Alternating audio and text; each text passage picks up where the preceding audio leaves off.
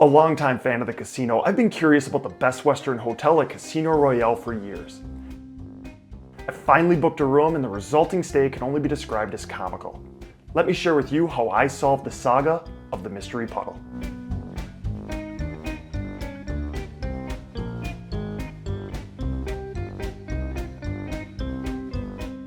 I booked a standard king room for a grand total of $115.98 after tax. Notably, Casino Royale doesn't charge a nightly resort fee. While rooms at Casino Royale start in the mid-90s midweek, rates often jump north of $200 on weekends and during peak times, which has always surprised me a little bit. Just seems spendy for the property based on what I've seen online to date. Needless to say, I was excited to get inside and check it out. I stopped in at 8 in the morning just to drop my bag off, but the front desk employee let me know my room was ready and got me checked in at no additional cost, which was a really nice surprise. An added bonus, the front desk employee had this fun, sarcastic brand of humor that I quite enjoyed, as I also share an affinity for sarcasm. The hotel entrance is steps away from the lobby just off the casino floor, and the hallway leading to my hotel room was basic, but fine.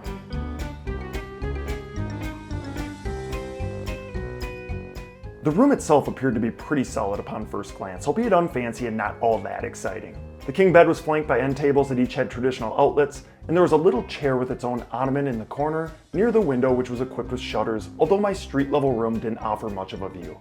There was a work desk with a rolly chair that came equipped with additional outlets and even a bank of USB charge ports. There was also a binder in the work desk with some light reading about carbon monoxide poisoning.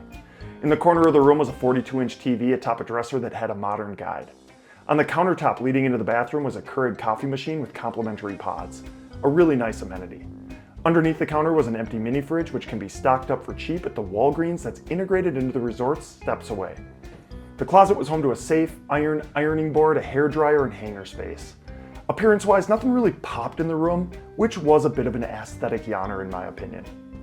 The bathroom was about as utilitarian as they come, but adorably matched the facial tissue holder with the countertop material.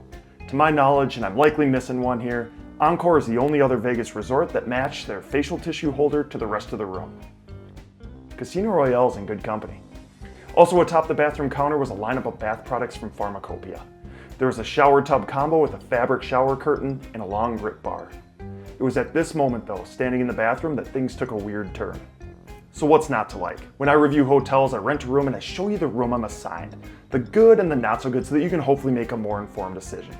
While in the bathroom, I looked down to realize I was standing in a puddle of yellow tinted liquid between the toilet and the shower.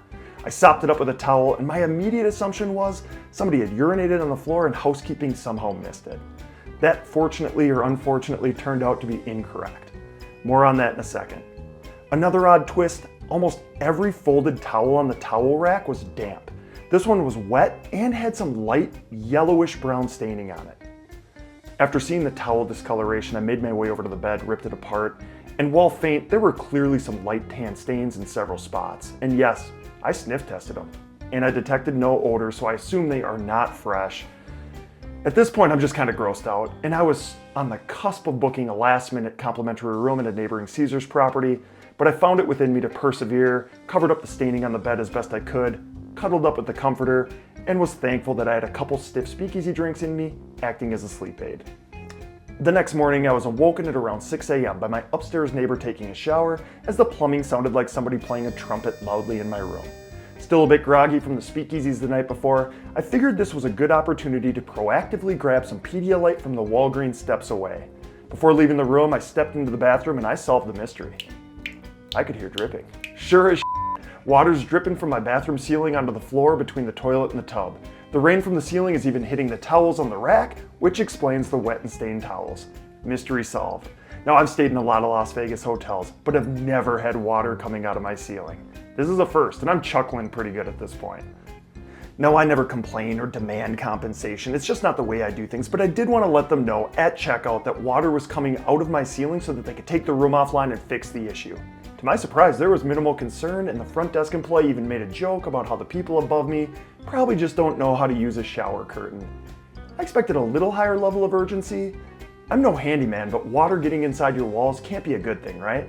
The room also had some minor gouges, paint scrapes, a greenish spot in the bathroom light, which I assume had something to do with the whole water in the ceiling thing. Grout lines in the shower and on the bathroom floor just didn't seem all that clean or in great condition, and there were a few other unpolished nooks and crannies that weren't all that inspiring. There was also a mysterious message scribbled on the inside of my room's door that I tried to decipher for longer than I'm proud to admit. Well, not a critique of Casino Royale at all. Kind of funny. I was nursing my hangover in the chair next to the window with the Pedialyte I mentioned when I sensed motion up at the McDonald's on the platform out the window. I turned my head just in time to see a rough-looking man pull his pants down to his knees and start urinating in my general direction. Just slowly turned my head back to the TV to get a weather report on the local news. Shifting focus to the broader resort experience at Casino Royale. Dining options are primarily found on the budget end of the spectrum and include a White Castle, Denny's, and a food court at the back of the casino that's home to a Subway, a Pizza Hut, and a foot-long hot dog joint. There's even an Outback Steakhouse upstairs. Famously, the main casino bar serves 10 varieties of bottled beer for $3. One of the best deals you'll find on the Strip, and I take advantage of it all the time. You should too, even if you're not staying at Casino Royale. The bartenders are also fantastic. Don't stress it if Casino Royale's food options don't appeal to you though. The resort's location couldn't be more advantageous, and you'll be within walking distance of more options than you can handle at surrounding resorts, which includes a McDonald's next door and a small food court below it on the street level. I've long been curious about Casino Royale's pool, and although small, it was pretty polished, kind of a peaceful scene. Next to the pool, I stumbled across the fitness center, which seems solid for how small the hotel is. My first floor hotel hallway also had a small vending room that was equipped with a couple microwaves and a business center with a few computers and a printer.